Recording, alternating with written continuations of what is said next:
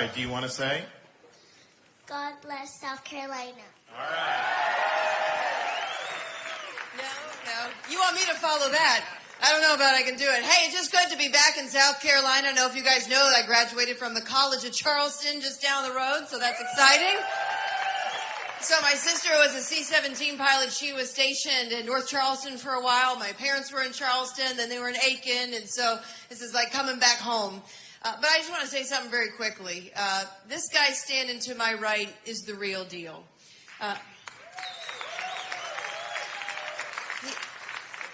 He's a good father. You should see him at home with his 7'5" and his 3-year-old. We're out in the front yard playing boys versus girls football, which is sometimes mildly entertaining when it's 2 boys versus 3 girls, and there's always tears from heaven no matter who wins. He's also a really good husband. I don't know about this, but he's you don't know if you know this, but he helped me during some very difficult times for me with my health struggles. He was there every step of the way, holding my hand through 6 rounds of chemotherapy, and he never left my side. And that was some pretty tough times. But another thing about him is he's always been there for me and teaching me how to fight the good fight. He's really taught me how to be a conservative, how to stand up to wokeism, how to defend the innocence of our kids and protect the rights of parents. He's taught me, I was always a Republican, but he taught me how to be a conservative, and he taught me how to fight and to stand strong and never back down for what you believe in. The other thing is I'm very proud of him because he's always been a man of honor. I don't know if you know, he graduated from Harvard and Yale, and one of the few people who came out more conservative on the other end. I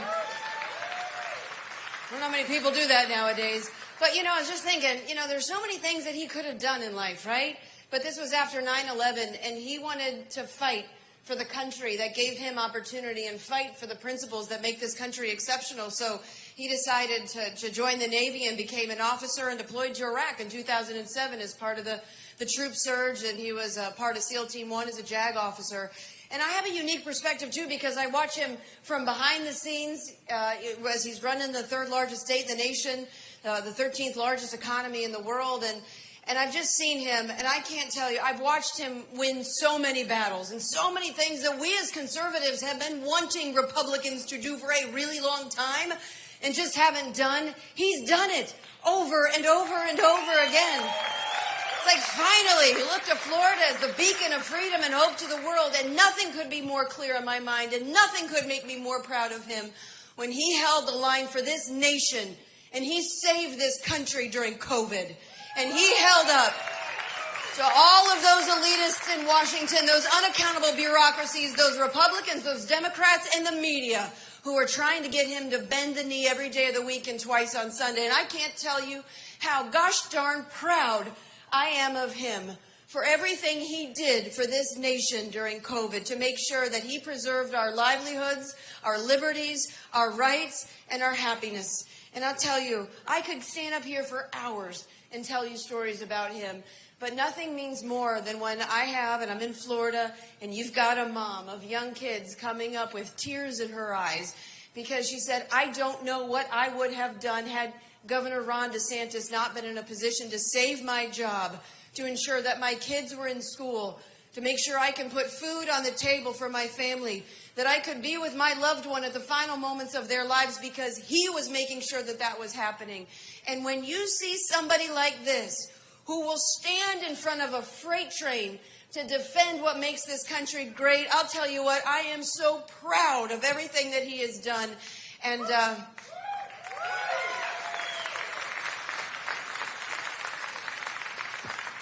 with that, I can just tell you, he's a good man, and he is the real deal. So now, the kids, by the way, said when they came here, they said they wanted to bring their bathing suits. And I said, you guys, it's a little bit cold.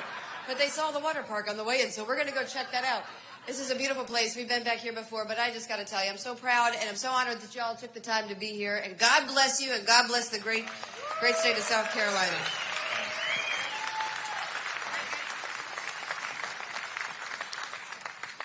Well, when I got off the plane, I didn't know whether I was in South Carolina or New Hampshire because it was 30 degrees. Did you all get to play golf? It's too cold to play golf in this weather, right? Were people still out there? I'll tell you what, but it was not as bad as negative 30 degrees in Iowa a couple weeks ago. That is something, our kids, they were born and raised in Florida. They had never seen snow before in their lives until about a month and a half ago. And when they first saw it, they really liked it, throwing snowballs at me. And they said they liked the snow better than the beach in Florida. And I'm like, all right, so that means you don't want to live in Florida? You want to go north? They're like, no, we want the snow in Florida. It doesn't work that way, kids. It doesn't work that way. You got to choose. They're like, well, we like the snow. Well, fast forward to when we were in Iowa for the caucus, it got down to negative 30 wind chill. So we're outside. They want to throw snowballs at me. They hit me with a couple. Then they're like, Daddy, it is too cold. We got to go back inside. And I said, okay, does that mean you like Florida better than the North? And they're like, yes, we like Florida better than the North. So we're fortunate. You guys are fortunate. You got a great state. We've got a lot of problems in this country. I don't think I need to say much about the problems. I think we all know it. And I think we're a lot of short on the solutions right now. I look at these guys in Washington, and they're like chickens with their head cut off. They don't get anything done. We have Republican in the House, and what have they done? Have they done anything to change anything? No, they haven't. We've heard about the border, all these things for years. Going back to decades, we've been hearing about Republicans talking about it, and nothing's being done. So we have a choice between the Democrats, which is accelerating the decline of this country. We have the choice that's offered by some Republicans, which I would say is just managing the decline a little bit better than the Democrats. That's not acceptable for me. What we need to do is we need to reverse this decline. We need to create a new birth of freedom in this country, and we need an entirely different path for going forward as a country. And that's what I will deliver as president. I'm not going to be a potted plant in office. I'm going to be a change agent. I'm going to shake things up. You're going to see big differences starting on January 20th, 2025. And if you expect anything less than that, then we're not going to get the job done. I look at Washington and how they conduct themselves. Yes, you need to elect good people. The problem is that the incentives in Washington are designed to produce the results that we've been getting for many, many years. So yes, elect a better president. Yes, elect some good people to Congress. It can make a difference, don't get me wrong. But over the long term, you got to address those incentives. We need term limits for members of Congress.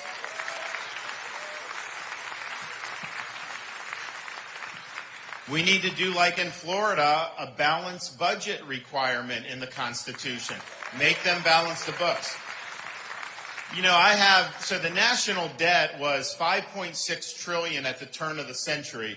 So from 1789 until 2000, 211 years, the U.S. racked up $5.6 trillion in debt. Since then, we're now $34 trillion. So we've added close to $30 trillion just in 23 years. And in fact, if you go back just 10 years, we've added an enormous portion of that just over the last 10 years. And that's Republicans and Democrats, both Republican presidents, Trump, Biden, Republican Congress, Democrat Congress. It hasn't mattered. They've been piling it on. So there's a clock in New York City that has the national debt, and it counts up, and you can see it there.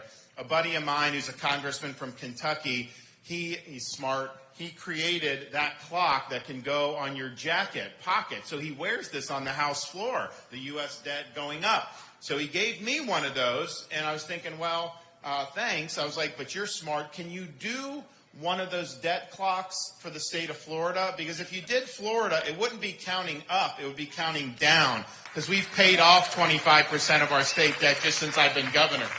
But I do think you need a balanced budget amendment. The other thing you need, if you want fiscal sanity, you got to give the president a line item veto power. And what that does is, they put a budget on a spending bill on your desk. You either got to sign the whole thing or veto the whole thing as president. As governor, I get that. I can line item individual items out of the budget. So one year I vetoed 3% of the budget. And that's part of the reason we're able to run surpluses and pay down debt. So your tax dollars are going for things like promotion of transgenderism in Bangladesh. Do you think that that's a good use of tax dollars? Well, if it's there, we'll be able to line item it out. A president will be able to do that. I mean, just think about, I look at this race right now. Haley obviously worked at the United Nations. Trump increased funding to the United Nations. I will eliminate funding for the United Nations. It's a total joke, and I'm sick of it. But you could have that on there. You could just line item it out. Very, very important. So we need to work and we're going to work through the states to be able to do this. You can do it under Article 5 of the Constitution. We're going to work on that. The other thing is these members of Congress, they live in their own world where they're not operating under the same set of rules as everybody else. Like so they did mention I was a 3-term congressman. I've recovered from that experience entirely. Don't worry about it. But the first thing I did when I got into office, I declined the congressional pension and I declined the health care benefits because, at that time they had exempted Congress from Obamacare. And so my view was, look, I'm a citizen servant. I'm not part of some separate ruling class. But you look at what these guys do there. I mean, if you look at how they trade stocks, I mean, like these congressmen could be like hedge fund kings, like with how much money they're able to make on these trades. And I don't know how they're able to do it so well. So since I got elected to office, I never traded a stock. I used to do it before I got in, but I don't want to be in a situation where people are doing that. So we've done that. But I think they should have to put all this in a blind trust. I don't think they should be able to trade individually when they're using their office for that. And I also think we need to be even beyond that. And I've always supported a proposed 28th Amendment to the Constitution, which says Congress shall make no law respecting the citizens of the United States that does not also apply to members of Congress themselves. And that's something we need. So I think in the primary, as it's shaped up, I think it's pretty clear. I think the candidates are all kind of, in a little bit different spots. Donald Trump is running really for his issues. He's focusing on those issues that are personal to him. Nikki Haley's running on the donors issues, which is what are funding her campaign. I'm running on your issues and your family's issues. And that's my agenda. By the way, I asked this when we were in Greenville. So we're in South Carolina. Can someone tell me major achievements of Nikki Haley when she was governor? Anybody? Gas tax. Tried to raise the gas. That's not an achievement. That's a bad one. So nobody can say an achievement. I mean, I just think that's remarkable because I can tell you, like, if you were in Florida and we had, hundreds of people, you started saying hands would shoot up. They'd start talking about all the stuff that we've done. I think that says something. I think that says something about whether you're somebody that actually gets things done, whether you're leading, whether you're willing to take on these big fights, or whether you're not willing to do that. And so I've shown an ability to do that. And that's the thing. If you look at the people running, I'm the only one running. I've delivered on 100% of my promises while in office. I mean, I tell you what I'm going to do, and I don't do that, flippantly. If I tell you something, I've thought it, and then I go and I've delivered. And in Florida, we've delivered on things Republicans have been asking about for years and years. I mean, we did everything from universal school choice. We banned sanctuary cities. We even transported illegal aliens to sanctuary jurisdictions like Martha's Vineyard.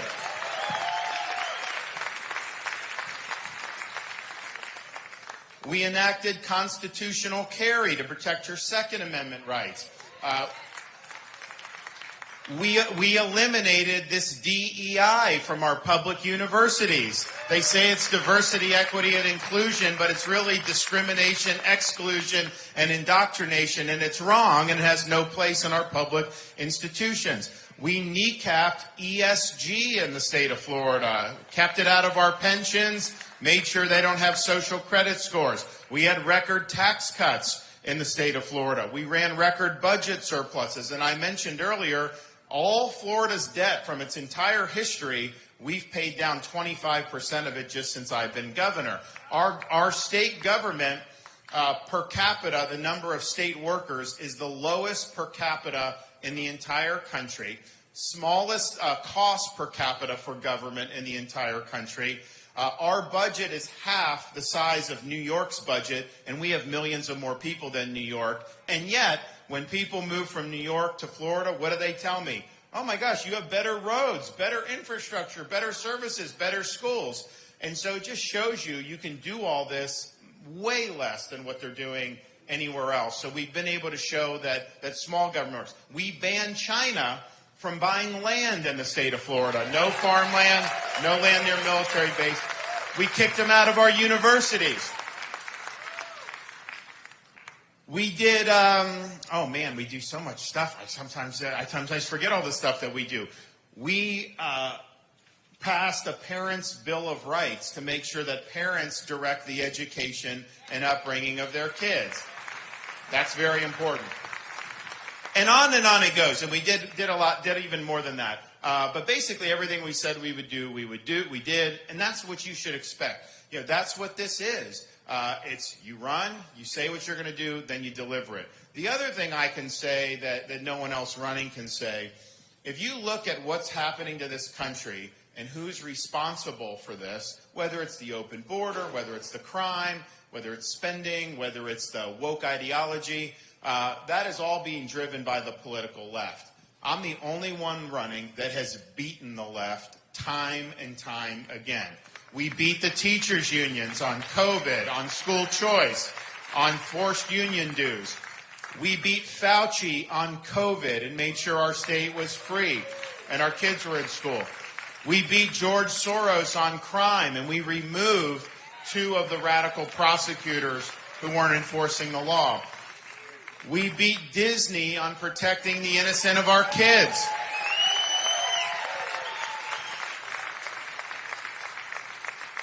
We beat the Democrats on election integrity, universal voter ID, a ban on ballot harvesting, and we count and report the votes on election night. Imagine that, like you're supposed to do. And even on the China land, we beat the ACLU was after us for that, and we beat the left on ensuring that we kept China out of the state of Florida. So, what we haven't been doing as Republicans is winning. And yes, we've lost a lot of elections, and in Florida they mentioned I won the biggest Republican victory in the state's history, and we'll be able to replicate that nationally in ways that will be very beneficial. But more than that, though, is once you get in, as I agree, if we have 4 more years of this, we're going to be in trouble. But if we win and then don't fix all this stuff, we'll just basically be slowing the decline, but we will not be reversing it. And so you have to come in and you have to be willing to fight. You have to win these battles. I mean, just think about the bureaucracy. Florida, we have this small footprint and produce great results. We cannot have a 4th branch of government that just does whatever the hell it wants to, regardless of who wins the election. But that's what's happened with these agencies. That's what's happened. It's become a massive leviathan. So we're going to reduce the footprint of the federal government by 50%. We're going to remove agencies out of Washington, D.C. and put them in other parts of the country. We're going to bring accountability back to government. You know, you look at this, nobody ever gets held accountable for anything. I remember back 10 years ago when you had the IRS under Obama targeting conservative groups. Nobody was ever held responsible for that. We tried to impeach the IRS commissioner back in the day, and the Republican leadership was said, no, you can't do that. So no one was held accountable for that.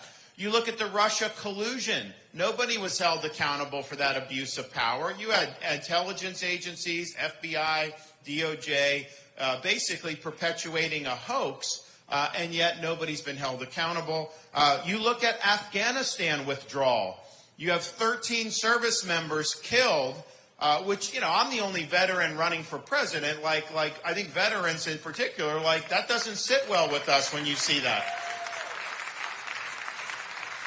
So it was a disastrous withdrawal, although this equipment given to the Taliban, and yet nobody was fired.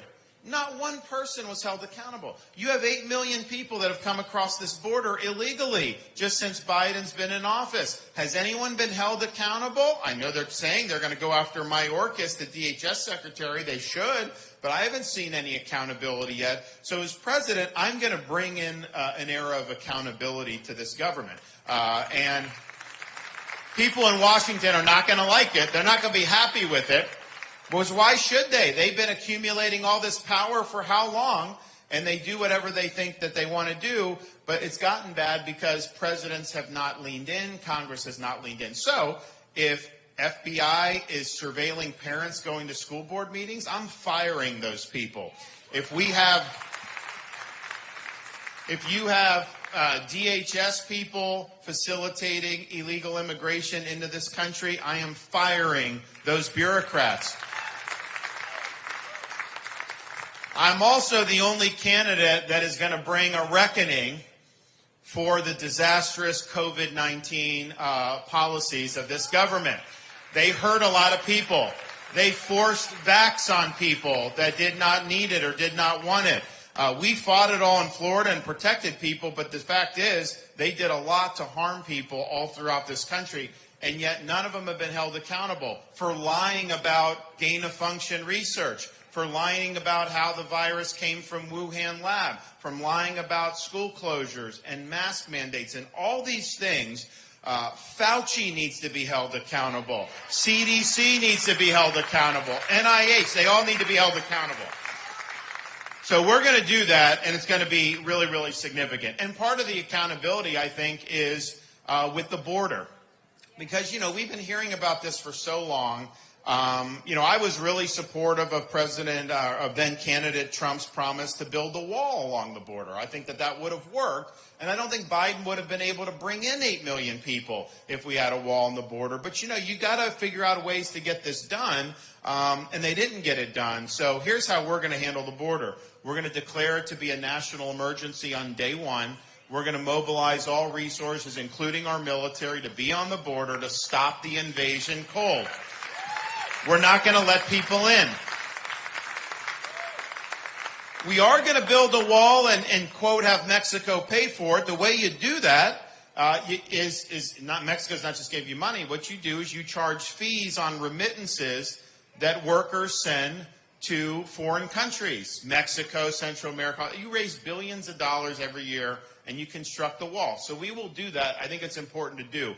We're also going to deputize states and locals to enforce immigration law. If someone comes across the border in Texas, let the Texas sheriff in local counties send them back across the border.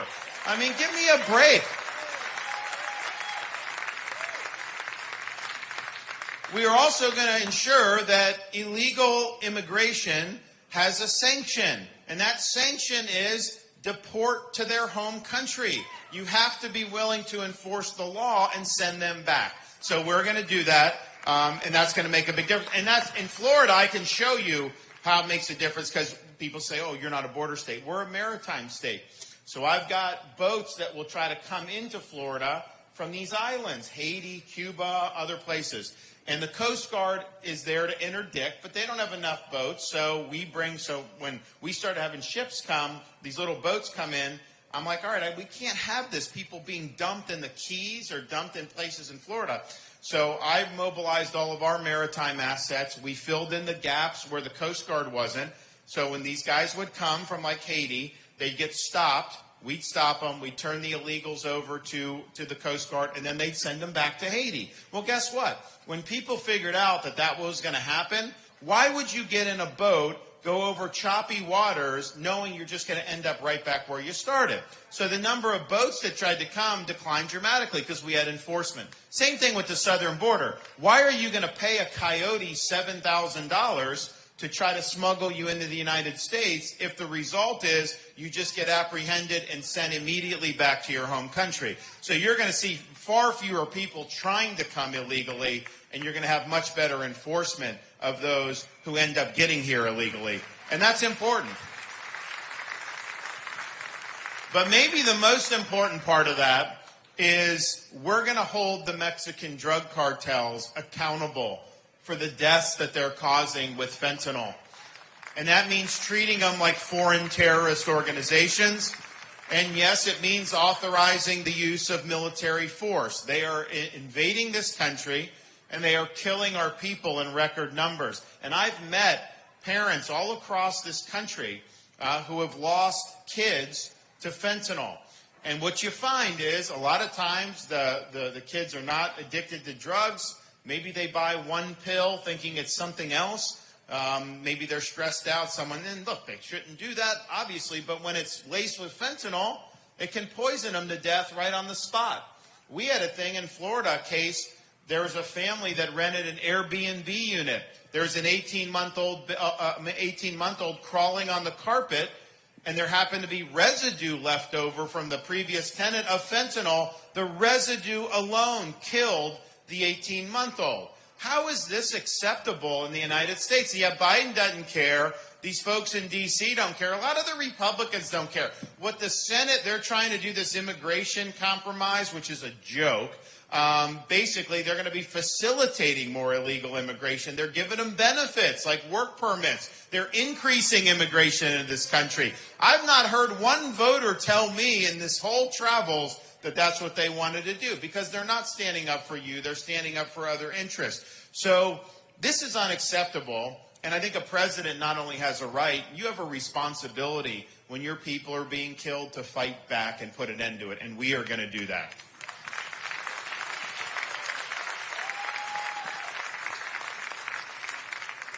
Now, we haven't had a veteran-elected president who has served in a foreign war since 1988. So I'd be the first since then. And part of the reason I think that's important, well, a couple of reasons. One, it shows you, because, I was a volunteer. I didn't need to do it. I had a lot of other options at the time, but it was after 9/11, and I felt the country was in conflict. I should do my part. So we volunteered, and we did Iraq and did some other stuff. And it shows that what I've done throughout my adult life is put service above self. And that's what you can expect as president. I mean, I'm going to put your interest ahead of mine. I'm willing to sacrifice for your benefit and the country's benefit. And that should be, any leader should be willing to do that. But I think far too few are willing to do that in this day and age. So that's one thing. The other thing is I know, and like a lot of veterans tell me, that they would not want their kids and grandkids joining the military right now. And I think the reason is because they see the military is being used for political purposes, to promote a social agenda. You have woke ideology, you have DE&I, all these things. So, and that's caused morale to decline. Our recruiting's at the lowest level since the end of the Vietnam War and the abolition of the draft. So I'm going to come in on day one. We're going to take all the woke, all the social stuff, all the political stuff. We're going to rip it out. We're going to throw it in the trash can. We're getting the military back to focusing on the mission.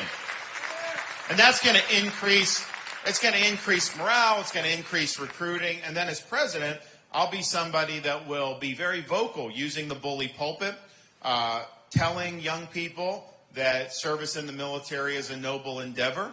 I think it matters when we've had presidents like Ronald Reagan say things like, some people spend a lifetime wondering if they've made a difference. U.S. Marines don't have that problem. And when they talk about how this is important and you're making a difference, it matters. And it causes people to look at that as something good. So you can count on me for that. And I think it's something that's necessary, and I think it's something needed. So final thing I'll say is this. I want to take questions. I'm motivated to run because I see my kids, first grade, kindergarten, pre-K3, and we're thinking about the type of future that they're going to have. And this is not just something for the next 8 years, and we do need a president that can serve 2 terms. It's not just for that, because I think if we do it right, that's going to have a legacy that's going to reverberate for a quarter century or more. If we get it wrong in 2024, it may take a generation for us to dig ourselves out of the mess. So that's a big part of why I'm running. But another part of why I'm running is I'm very mindful of the debt of gratitude that we owe to previous generations who have sacrificed for us. Ronald Reagan said freedom's one generation away from extinction. It's not passed along in the bloodstream. It needs to be cultivated. It needs to be fought for. Our founding fathers understood that. When they went to Philadelphia to frame the Constitution in 1787, they had studied the history of every republic in the history of mankind because they were trying to draw lessons that they could apply here in the United States. And what they found was there was only one thing that all those previous republics had in common, and it was this. Every one of them had failed. So they understood it fell to the United States to determine once and for all, can people really govern themselves? Can you have a society based on the idea that our rights are endowed by God, not the government? That we live under a rule of law, not the whim of individual men? Or are we forever destined to live under various forms of tyranny? And they fully believe this country would decide that question for all mankind. But they knew just doing a constitution in and of itself didn't decide that question. When Benjamin Franklin walked out of that convention, he was asked, did you give us a republic or a monarchy? His answer was a republic if you can keep it. They understood that every generation would have to step up and defend freedom and sometimes go above and beyond the call of duty. And I'm reminded of that every time I go to Washington, D.C. When you fly into Reagan Airport, there's sometimes a path you can take that takes you parallel to our National Mall. So if you look out the left side of the plane, you see the Lincoln Memorial, the Washington Monument, the Reflecting Pool, the other monuments, Capitol Building, and you feel a sense of pride as an American because those symbolize the principles and the ideals that have made our country unique. But what I figured out after doing that a few times is the best monuments to this country were not found on the National Mall. All you had to do was look out the other side of that airplane. You looked over the Potomac River, and you saw a series of very small, nondescript monuments orderly arranged over the rolling hills of a place called Arlington National Cemetery. And it occurred to me then, and I believe now, you can have the best Constitution in the world, you can have the best Declaration of Independence in the world. These things don't run on autopilot. They require every generation of Americans to step up and sacrifice when freedom's threatened, and sometimes put on a uniform, risk your life, and even give the last full measure of devotion for service to this country. Now, in this political season, we're not called upon to make sacrifices of that nature. But what we are called upon to do is to do justice to those sacrifices. What we are called upon to do is to preserve what George Washington called the sacred fire of liberty. This is the fire that burned in Independence Hall in 1776, when 56 men pledged their lives, their fortunes, and their sacred honor to establish a new nation conceived in liberty. It's a fire that burned at a cemetery in Gettysburg, Pennsylvania, when our nation's first Republican president pledged this nation to a new birth of freedom. It's a fire that burned on the beaches of Normandy in 1944, when a merry band of brothers stormed the beaches, defeated the Nazis, and preserved freedom throughout the world. It's a fire that burned at the foot of the Berlin Wall in 1987, when a resolute Republican president, Ronald Reagan, said, "Mr. Gorbachev, tear down this wall," eventually leading to the dissolution of the Soviet Union. So this is our responsibility, to carry this torch and to preserve this sacred fire of liberty. It is not a responsibility I shy away from. It's a responsibility that I welcome, because if not now, when? And if not us, who? I'm asking for your support next month to be the Republican candidate. I'll get the job done as the candidate on the election, just like we did in Florida, in a big way.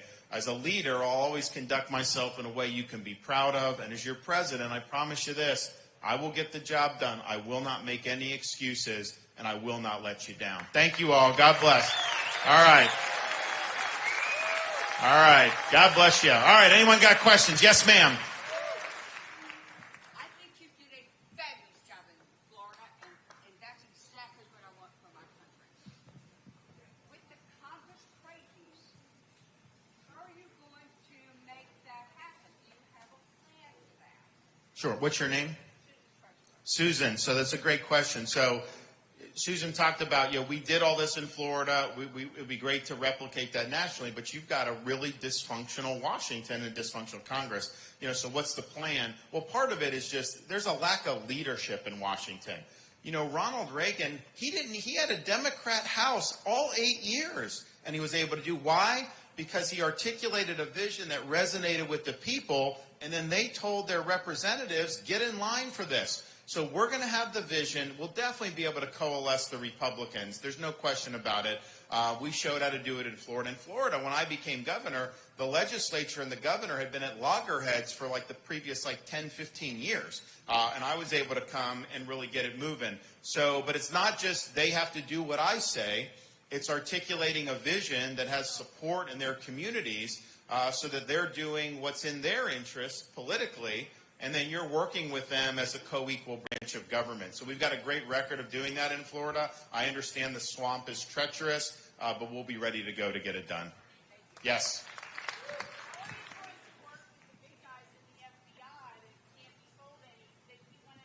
Mean other than firing them? Yeah, no, look, we're going to overhaul the Department of Justice, the FBI, IRS, all of these things. And we're going to, oh yeah, we definitely will do that. I've already said that. Day one, you'll have a new FBI director with me. But this is why we can't get this wrong. So, Donald Trump appointed Chris Wray on the advice of Chris Christie. And what happened was, this was 2017, as we started going a couple years, it was clear that he was a company guy. He was not changing anything. And this was with Russia collusion and all this. And Trump never fired him. He never fired him. He could have fired him. But I think what's even more concerning is he's been asked about it, like, hey, did you make a mistake on this? And his response is, the jury is still out on Chris Wray. Guys, the jury is not still out. We need a new leader there, and I will deliver that on day one. Don't worry about that. Yep.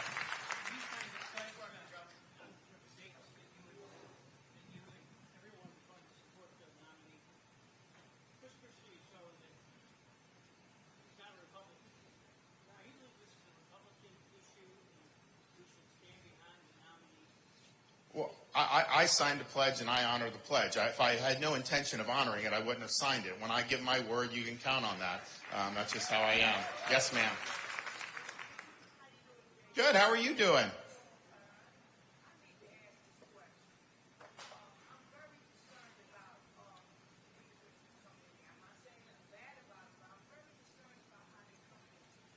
Yeah.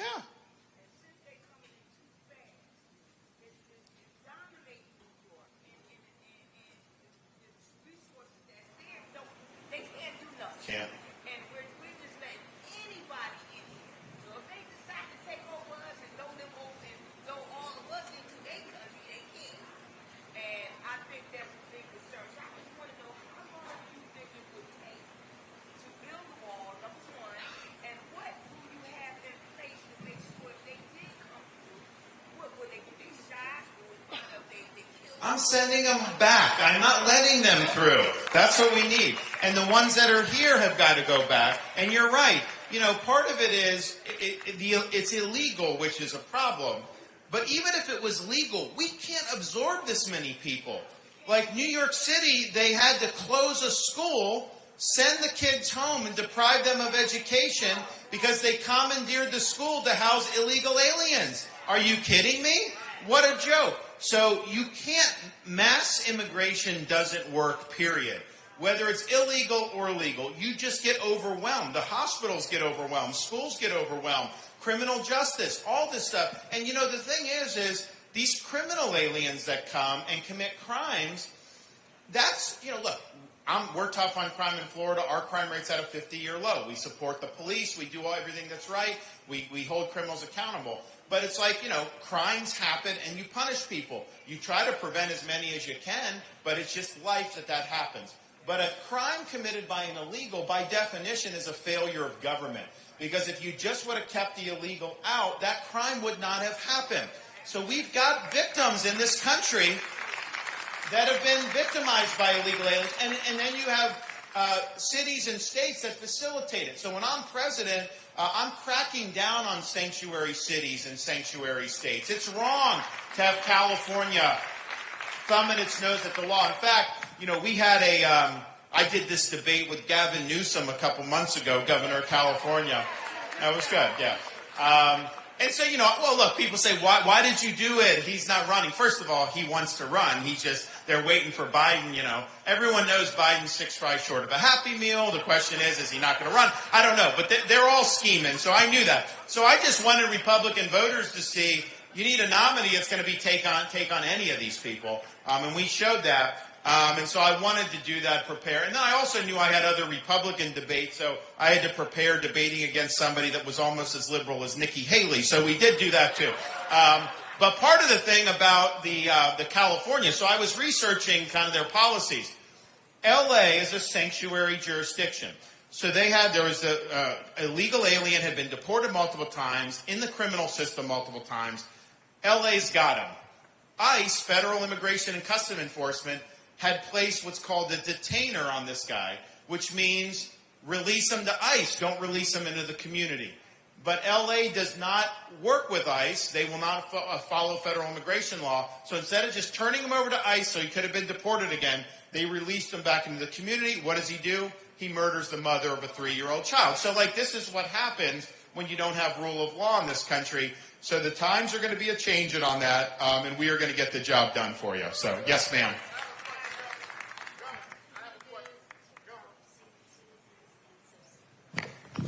Questions on senior citizens and Social Security. Look, as governor of Florida, I know a few people on Social Security. You may be, and part of it is just the commitment that the seniors, when Nikki Haley talks about it as like an entitlement, look, you were taxed for this. It's not like you're just getting a payment. Every paycheck you've ever drawn in your life, I remember my first paycheck when I was like 15, 16, I get it. I'm like, where did all that money go? They're like, FICA. I'm like, FICA. And it's like, so people have paid into it. So once you get to be your retirement age, those benefits, we'll ensure that those are there because we understand how important that is, especially when you have high inflation and costs are going up. Really, really important. So you can count on us to get that done. Yes, ma'am.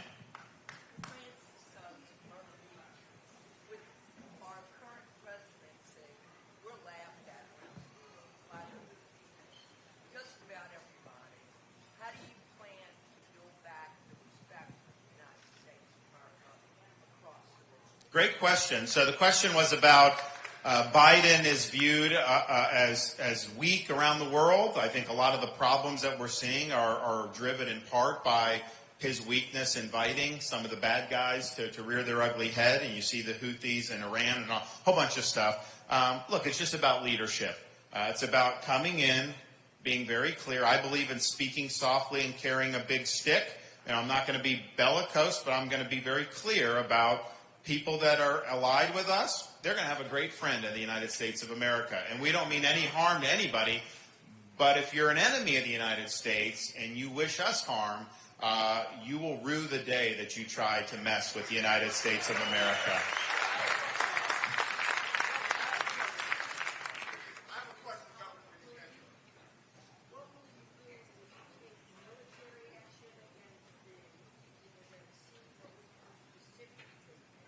Well, so the question's about what's going on in the Red Sea.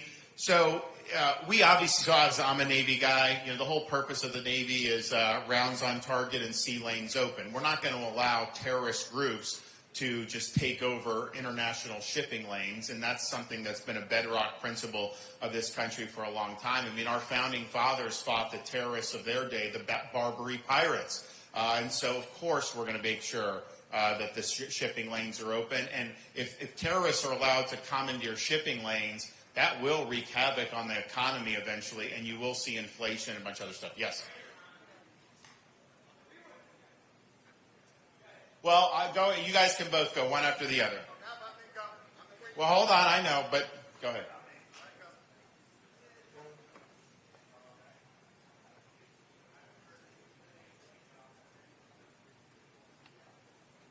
Okay.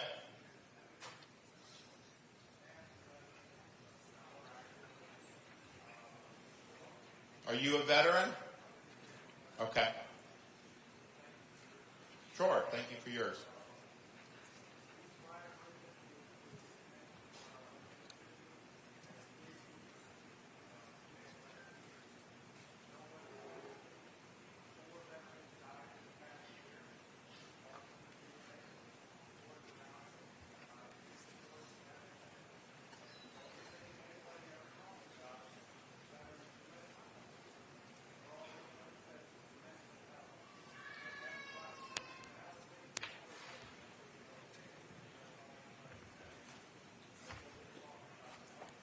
Oh, yeah. So listen, so the question's about the VA. One, we're going to bring accountability. I mean, we're going to fire people that are not serving the veterans well. You have to do that. Otherwise, this is never going to get better. But what we're also going to do is recognize that the VA is a big bureaucracy. Bureaucracies, by their nature, are limited in being able to do what needs to be done. And so if you go into the VA, we're going to do a model that we have in Florida where we have portals that we allow private groups, churches, veterans groups, individuals, you name it, to be plugged into this. So you may have a specific need related to any type, physical health, whatever. It goes in. Maybe the VA helps you on that, and good if they do, but we're not putting all our eggs in that basket. Your needs will go out to all the people plugged into the portal. And so you'll have individual doctors that just want to help veterans pro bono. You'll have individual volunteers that want to help. And so that goes out, and we use the VA as a conduit to unlock all these other resources. Because there's great resources in this country to help veterans. People want to help veterans if they know there's an ability to do it. But I think the VA is such a morass that people just get bogged down in it. So there's going to be a big change in the VA for me. Yep.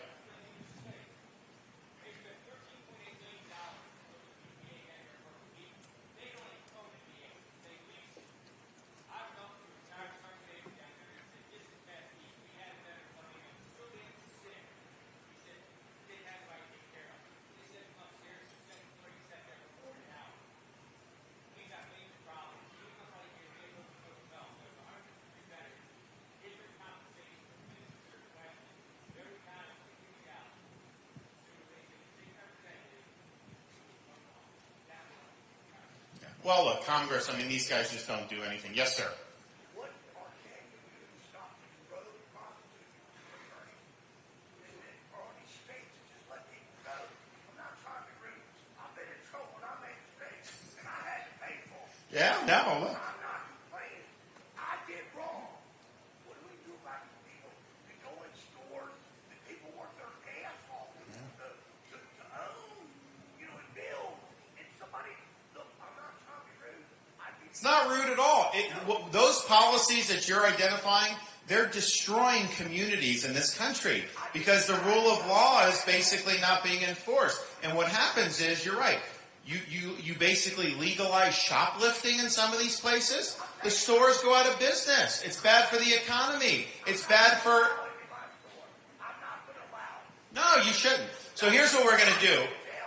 Well, here's what we're going to do. So you have these prosecutors, they get elected, very ideological, and they say, we're not going to enforce the law. A lot of times supported by people like George Soros.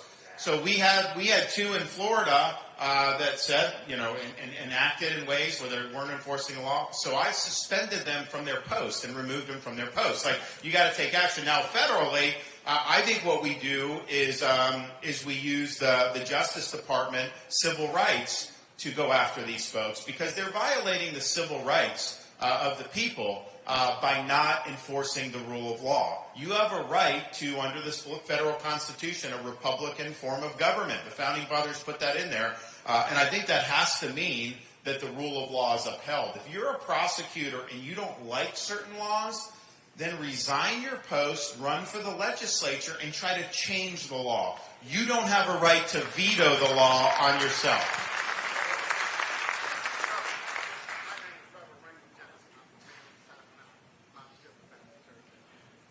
How far is that from here?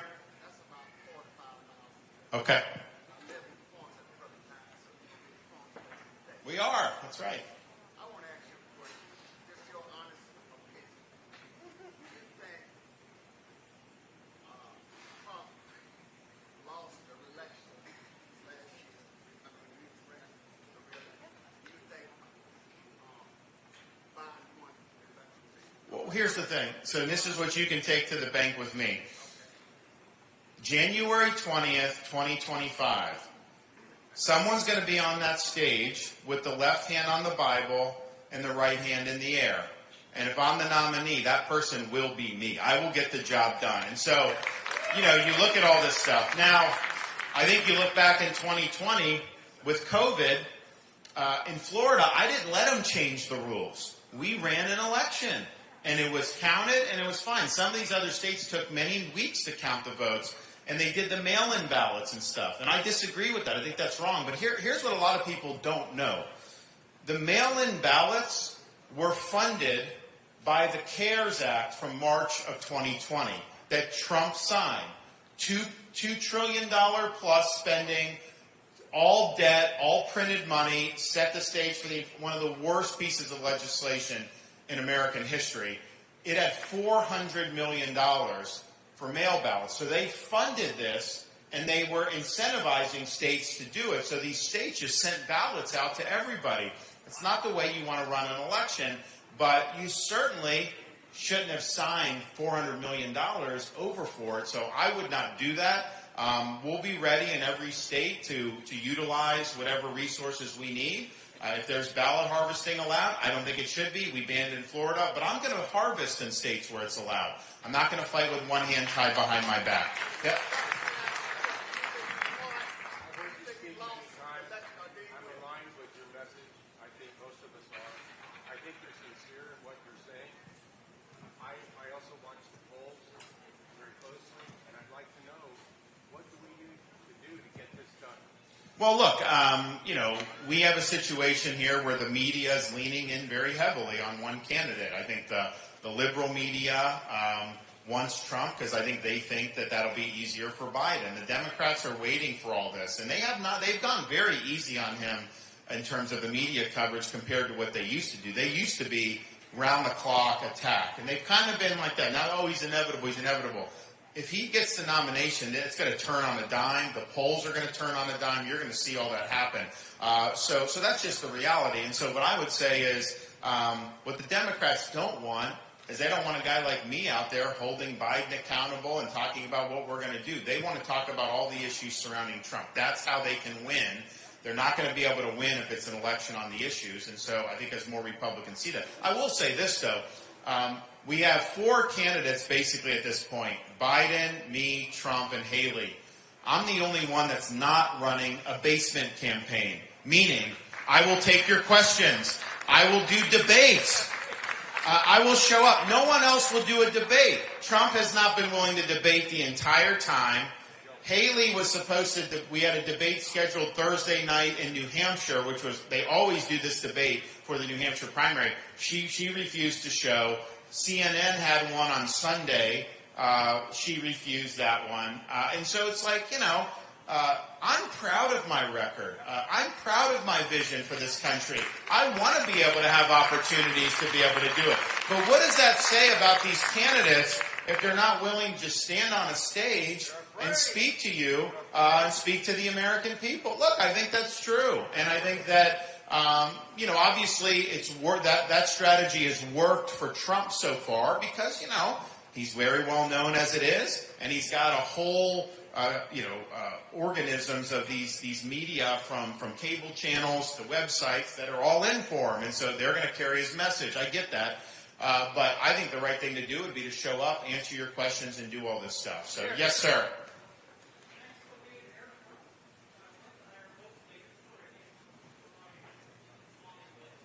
Oh, South Florida, yeah.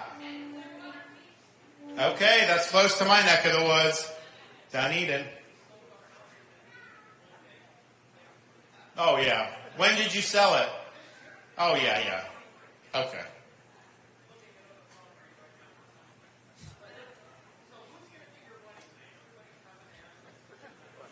Who do you suggest? Grady Judd. He's a great guy.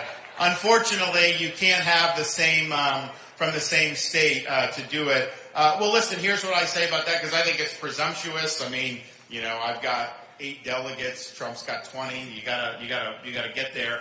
And so I focus on that. But here's what I would say would be my criteria. Number 1, the person has got to be able to unquestionably be president if called upon. And not everyone that's been selected over the years can obviously be president. I mean, look, when Biden did Harris, I was like, you've got to be kidding me, because she clearly wasn't qualified. But then I thought about it, he was the oldest president ever elected. and you have a VP. And so I think he thought like it was insurance against the 25th Amendment and impeachment, because no matter how bad Biden is, nobody wants Harris. And so he's got to protect himself on that. So maybe that's why he did it, but not a good selection. So you got to be president and you got to be able to do it. And I think the best training for that is somebody that's been a governor.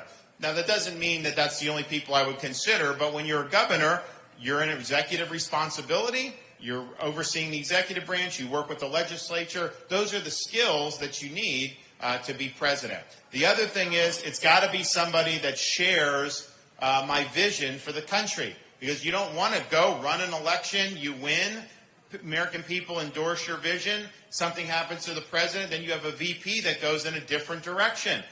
So I want somebody that's going to be true to conservative principles. I want somebody that's going to be true to our vision. And if we do that, then you'll have somebody that's good. But I don't put names out there because I don't think it's fair. Yes. Last question, ladies and gentlemen. We have time for one more question.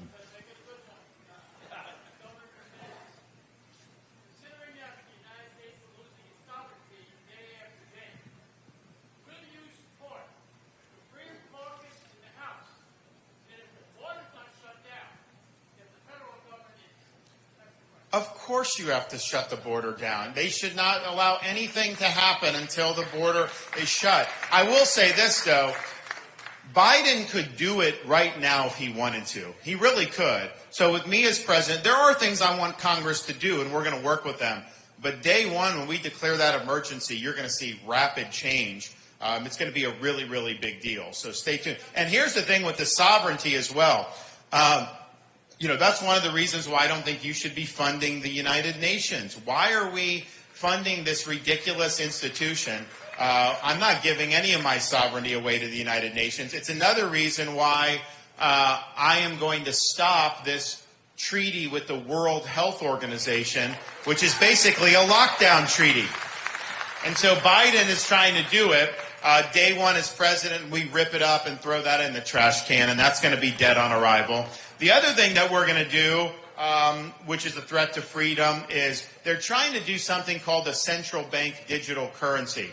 And so some of you know about it. So basically what it would be is they want to eliminate cash, eliminate cryptocurrency, have one digital dollar done by the Federal Reserve. Now, why would they want to do that? Is that just for your health and well-being? No.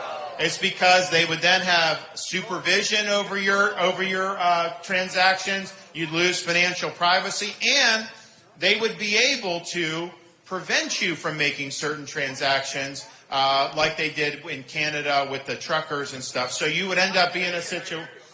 You'd end up being in a situation where, because what they would want to do, they'd want to basically put like a social credit system implemented this. So, you bought too much gasoline this week, you can't do any more. That's what we need to do to fight global warming, right? Then they would say, you bought too much ammunition in a week. We don't think you need that much ammunition. So that's what they would do with it. So sometimes there's threats to freedom that appear benevolent on the surface, like a wolf in sheep's clothing. Central bank digital currency is not that. It's a wolf showing up as a wolf. And I will end it on day one as president. You don't have to worry about that.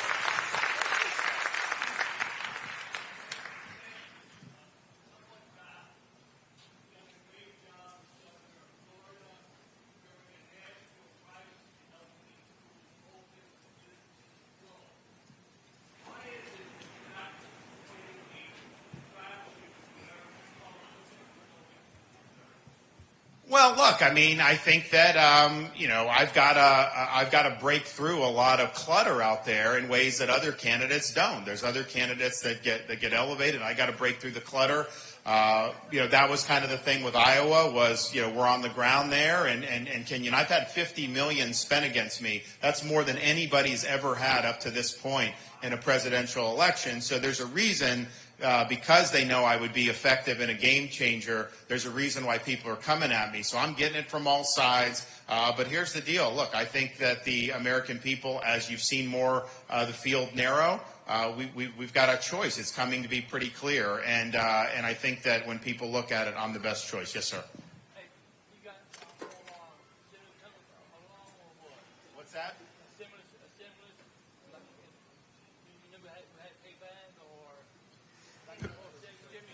Stimulus, what about it? Oh, no. So the government's spending way too much money. And so what we have to do is we have to reduce spending.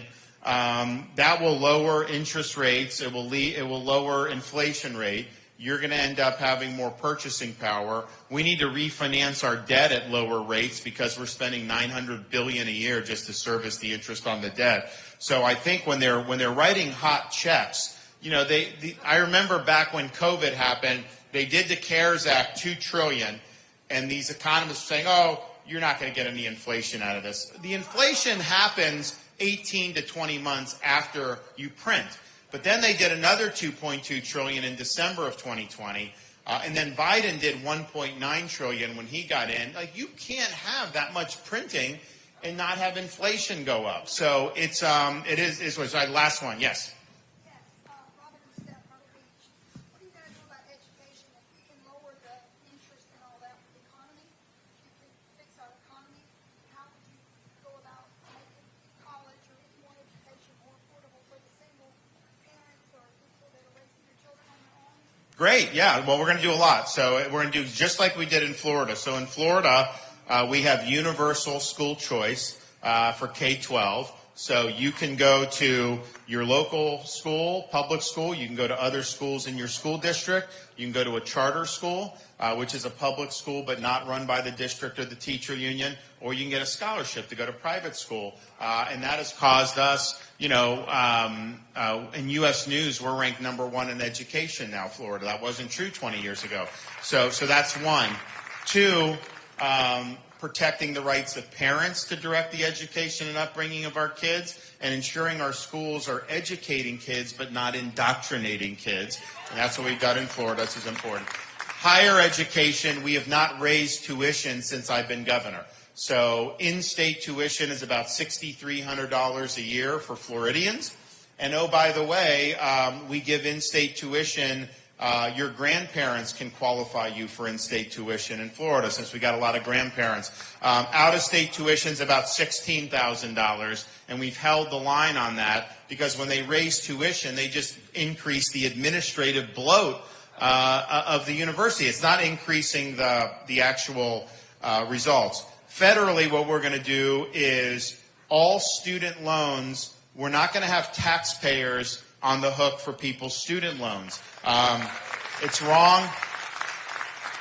It's wrong to tell a truck driver who made different choices in life that he's got to pay back the loans of someone that has a degree in zombie studies. That's not right. We're not doing that. But what I am going to do is I'm going to have the universities responsible for backing the loans. What's that going to do? That's going to change the way they operate.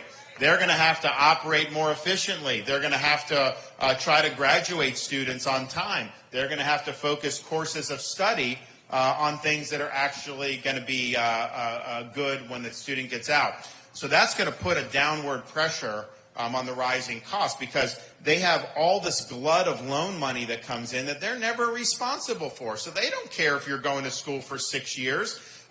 They get more money and they do it. And the education inflation has been driven in large part because all the loans and the money that's been put into the system. So changing those incentives, I think, will be good. And the other thing is in Florida, we did something, and I don't know that we would do this federally. I think it'd have to be a state thing. But for our state universities, all tenured professors must undergo review every 5 years and can be let go for poor performance. All right, last one.